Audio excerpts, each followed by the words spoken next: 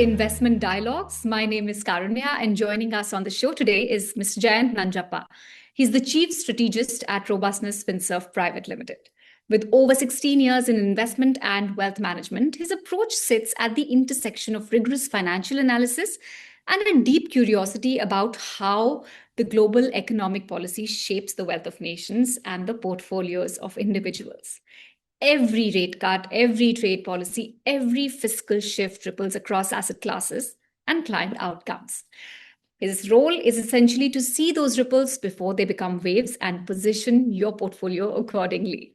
Jayant, it's great to have you here with us today. Welcome. Thank you so much. Happy to be here.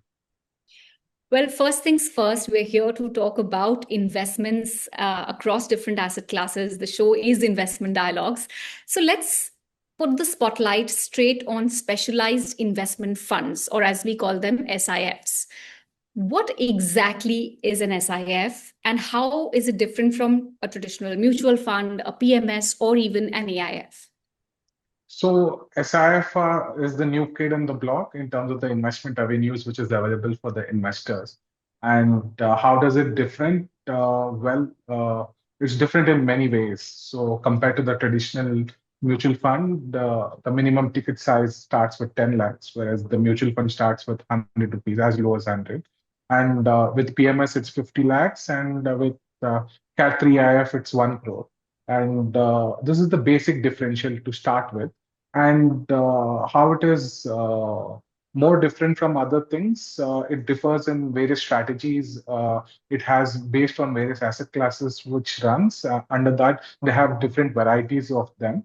And compared to your PMS and AIF, it is taxed as a wrapper, like how we are taxed in mutual fund. It is a pooled investment vehicle, which is that. And in terms of the liquidity, it's not as liquid as mutual fund, but it's more liquid than your PMS or AIF in terms. So this is major differential which is there compared to the existing investment avenues. So the 10 lakh threshold that you talked about, just to be clear for our viewers, is that a one-time entry amount, or does it apply every time somebody allocates to a new SIF strategy? So it's 10 lakh at the entry level per PAN.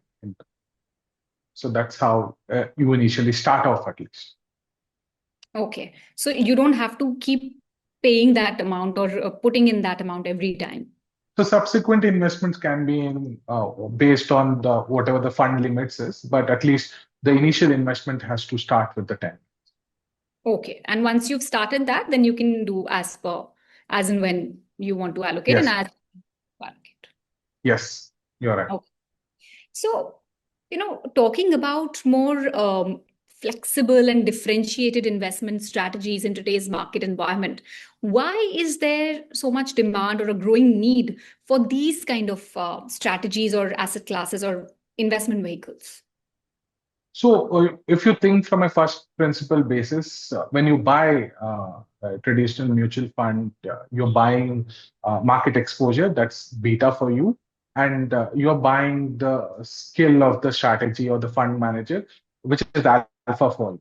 And traditionally, equity-oriented mutual funds are long-only funds, wherein it drives in certain gear, which is they can't shift too much in terms, irrespective of market conditions, the cash limits, and probably during the market downturn, they can only hide in defensive sectors, but still they have to maintain those equity exposures of anything between 90 to 95%, and minimum they can go is 5% based on whatever the scheme mandates they allow. Whereas in SIF, you have optionality of playing both sides, which is you can go long on the market, you can also hedge your portfolio, you can also go short on the market as well as short on the securities which is out there. So that's preliminary way of differentiation and optionality what you have with SIF which comes in. So what do you think changed specifically in the year 2024, 25 that made SEBI act now? Was it investor demand or gaps you were seeing being filled by unregulated players? What do you think happened? So the major reason why I see at least why this product at least gave birth to is the way how the overall PMS and AIF industry has evolved and within that also our own industry. So we've grown with leaps and bounds, almost 78 lakh crores of assets under management, and we are more or less in last decade from 0.5% to 1% of Indian population. We have moved almost to 8-9% of overall exposure of Indians' wealth in the mutual fund industry. And so we saw what you call there's a clear gap in terms of how the overall things. The guys who want to do certain strategies like this, there's a clear gap in terms, and major reason for them is they package this as a quasi hedge fund strategies for a guy who have lesser money in a wrapper product, so that it brings in much more transparent way, and it's not like black box wherein you're not the mercy of the strategy or the guys who run it. It's much more, you will know the daily NAVs, you know the entry and exits, your investment securities and strategies are disclosed. So under this thing, so that we wanted to bring this under thing, so that gives us smaller investors who can afford to have 10 lakhs plus investment, better optionality to have market exposure. So, how can SIFs help investors navigate volatile markets and changing market cycles? If you could tell us a bit about that. A plain vanilla mutual fund, you get only long only exposure, which is 100% of your money would be invested in the market. Whereas in SIF, they have the optionality to hedge and do the shorting. So, example, if someone hypothetically invested in beginning of Feb or March when markets were down almost 10 to 15%, depending upon various indices you track, typical SIF would be down by 4-5% in turn because of their hedging and shorting optionality which they have. And when you recover, when the subsequent recovery happened in April, so you also get the long side of the fund to perform. So major differential is the way how the returns are there, which is it's a much more a sequential curve, and it's much more a defensive strategy than played from what you call played from the front foot, which is it's not a Suryavamshi style of batting. You can probably hunker down to a test level wherein you play through the sessions to save your wicket. So by playing defensive, you're not losing on your return part. You're safeguarding your return. That's a cricket analogy for you in terms of how, broadly speaking, how SIF. Interesting. But can you also walk us through a real scenario? How would an SIF manager have responded differently in a sharp correction compared to a traditional equity fund manager? If you could paint us a picture. So some of the ones which are there from YTD from January onwards in some of the SIF. If you see the long short equity funds which is there during the March April phase, they had almost the highest long short fund had an exposure of almost on the short side of almost 10 to 12%, and the lowest had only one. But on an average, the categories had almost 4 to 5% on a short side. So if a market fell 10%, these categories fell only 4 to 6%. By falling less, they're outperforming in a falling market. And when the market recovered, they've been able to capture those upsides. So your returns are much smoother in. So you come to SIF not only to generate wealth, you come to SIF to what you call to retain wealth or to play the defensive. But what role does active asset allocation and strategies like long short investing play in managing risk and generating better investor outcomes? So in traditional sense, when you decompose any return, which is basically beta plus market timing plus stock selection minus your cost and taxes, is your net return which you get. Whereas in SIF, we move away from something being invested to being exposed, which is you have an exposure in certain sectors and stocks. At the same time, you have a negative exposure also in certain. So wherever you're negative, you're short. Wherever you're positive, you're long. So we call it something known as absolute return kind of thing, wherein if market falls, we don't fall that much. But when market recovers, we try to generate that kind of return in terms. So this is one of the major what you call active role which plays in the SIF. And here, more than what you call strategies, it is the theme or the fund manager picking makes it more what you call meaningful, because each one is running different strategies, and most of it's only has track record of 9 to 10 months, because it's just 10 months since it's been launched, and we already have around 18 to 19,000 crores of assets under management. So the jury is out on how the future performance is. But in terms when we look back in terms of the how the overall strategies has been defined in the overall scheme and things, this is what we can at least expect the overall thing to do. And in so it's like a non-binary product. So humans, we adore binary, which is we either will be brave or safe, or bull or a bear, or equity or a debt, which is this here. It's a non-binary wherein it does not go too much into heroism or worship villain. We play with both sides of that trade, and this is where the sweet spot is, at least what differentiates in terms of the portfolio allocation. And No, Jayant, correct me if I'm wrong. SIFs can take unhedged short positions up to 25% of the portfolio. yes, that's correct. In simple terms, if I were to ask you, what is the actual risk an investor is taking on there that they wouldn't see in a regular fund? So in regular fund, you long only funds, which is normal vanilla mutual funds, you can't go short. Max to max, some of the strategies they do is covered calls and all those things. Here you can actually go short, which is shorting in simpler terms, to just to break it to the audience. When you're negative on certain stock or certain company, you borrow those stocks from anyone who's holding on to it, and you sell them in the market, and you buy it back when they go down. And it's a double-edged sword. It can go either ways. If it goes up, then your mark-to-market, what you call shorting, is a very what you call upside is unlimited. Downside is more or less limited. So it's a very crafted trade in terms, and it's very pretty much the concept.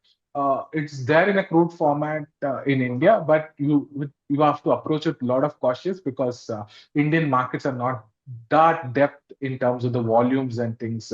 If you go beyond the 100 companies, the top 100 companies. So, who, according to you, should consider investing in SIFs, and where can these products fit within an investor's overall portfolio? So, I mean, we go back to something, we can take examples or analogy from other industries. So, when ride hailing apps which came in, the Uber or Ola's, they wanted to make our waiting time less miserable. So the obvious engineering answer would have been to make the car come faster. But that would be very expensive, and traffic in Mumbai and Bangalore is so much that it's very impossible for the cabs to arrive superlatively on a speed. But how did they solve this? They put the maps in the app, so then you know that it will come on the same time, but at least it will reduce your anxiety, because you will know what time your cab will be there, and you can track how far your cab is. Similarly, something what the SIFs try to solve it, which is first the Guardian's gate one is you should already have some of the core portfolio which is allocated to bulk of is based on your risk appetite in an asset allocation manner in mutual funds and things. And SIFs more or less acts like a satellite side of the portfolio, wherein core is managed through your already existing mutual funds and things.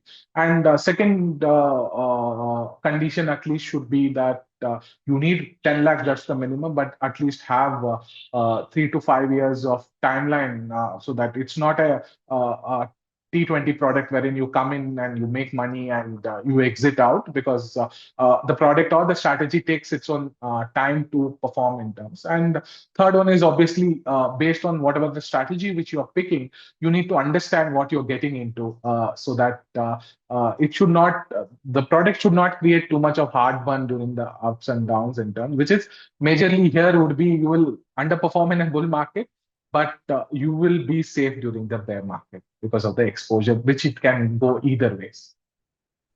Okay, interesting. But tell me something. Hmm. Is this genuinely for the mass affluent investor crossing the 10 lakh rupees threshold, or is it still effectively an HNI product with a lower entry ticket? And would you position it as a core holding or a satellite allocation? So I will take the last one first. It is a satellite thing. It can't be given in a silo as a strategy itself. It works very complementary to the existing strategy. And how much of the position, if someone has a 9 lakh portfolio and suddenly crosses 10 lakh, should he put everything in the SIF? I wouldn't agree.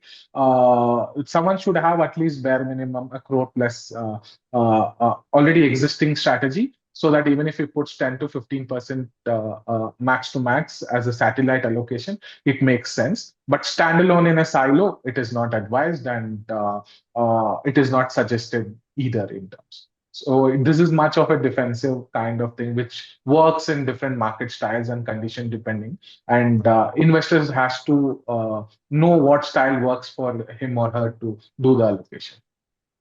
And what about the mass affluent investor versus, effectively being an HNI product? What about that? So it is still a quasi HNI product. It's not a mass appealing thing because 10 lakh things, depending upon what your definitions is for HNIs and mass affluent, it is still a high ticket worth. And your net worth at least should be, or your financial assets at least should be 1 crore plus to have a meaningful allocation. So the entry ticket price should not be the deciding factor. What you already have existing and what SIF brings to the table should be much more nuanced when you're doing the allocation. Okay. While it is a niche category right now, but as investor expectations evolve beyond just returns, do you think SIFs could become an important part of future wealth creation solutions here in India? Yes, definitely. So, if we look back, so for us, the mother market and product innovation or investment innovation, we always look towards West, and in West, it's America. And America was going through a similar thing in late 90s or early 2000 when something known as liquid alts, which was introduced, which is more or less what our quasi SIF strategies are based on in terms. So in similar hedge fund and portfolio management strategies were introduced at then. It was very complex, similarly what we are going through it. But over the years, last 3-4 decades, the category itself has grown in size when every jury out there wrote it off that no one will take certain exposure because it's too complicated and things. But today it stands more than $1 trillion plus assets under management, which has grown there. And when things in US can grow to a certain level, then of course we are at least 20 years behind the financialization of our savings and the stage of our per capita and GDP. I see a lot of tremendous growth for this category, which is there. And definitely it will grow in leaps and bounds. What we have seen, probably it's 10, 15 years back, what mutual fund was. We can look at SIF in similar manner. So, looking 5 years out, do you see the SIF AUM growing to meaningfully rival the likes of PMS AUM, or do you expect it to remain a niche category, once again, suited to a specific kind of investor? Let's understand how you see it evolve 5 years from now, let's say. Evolve 5 years from now, definitely it will match the PMS industry at least. That is what my positive takeaway in terms. But PMS and AFs will always remain a niche. This would surely by number of investors and the assets, we can see a good assets under management in next 5 years and different strategies which would be out there, which for the people who can't afford in single go allocation of 50 lakhs or a crore, this would suffice in terms of the allocation and strategy. Well, Jan, thank you so much for breaking this down for us. And SIFs are clearly an important evolution in how Indian investors can access more sophisticated strategies. Thank you so much. It was lovely chatting with you, and thank you so much for the opportunity. And to our viewers, thank you so much for watching, and we'll see you in the next episode.